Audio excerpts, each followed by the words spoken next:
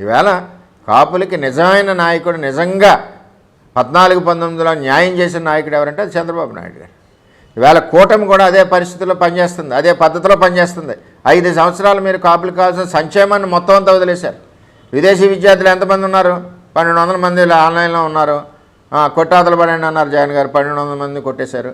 అలాగే ఈ రిజర్వేషన్ ఉండడం వలన సచివాలయం ఉద్యోగాలు 1400 మందికి వస్తాయి, అవి కూడా 14,350 మందికి వస్తాయి.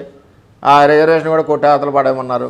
ఇవన్నీ కార్యక్రమాలు కూడా మరి చంద్రబాబు నాయుడు గారు ఏదైతే చేశారో ఆ చేసినది మళ్ళీ ఇక్కడ ప్రజల్లో కనపడకూడదన్న దాంతో చేశారు.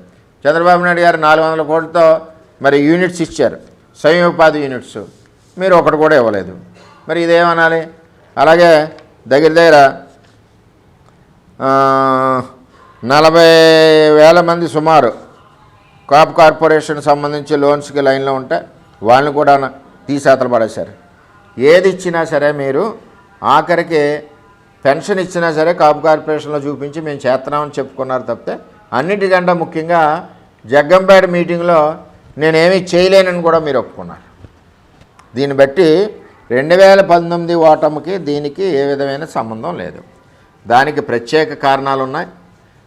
అమలు కాని హామీలని టెంప్ట్ అయ్యేలాగా ప్రజలకు చెప్పడం, పాదయాత్రలో ఊరికొక హామీ ఇవ్వడం, ఊరికో బడ్జెట్, అలాగే ఒక్కసారి ఛాన్స్ ఇవ్వండి రిక్వెస్ట్ చేసిన విధానం, ఇవన్నీ కూడా ఆయనకి కలిసి వచ్చినాయి. అంతే తప్పితే ప్రత్యేకంగా 2019 ఓటమికి బోండా ఉమ్మగారు చెప్పిన దానికి ఏ విధమైన సంబంధం లేదు.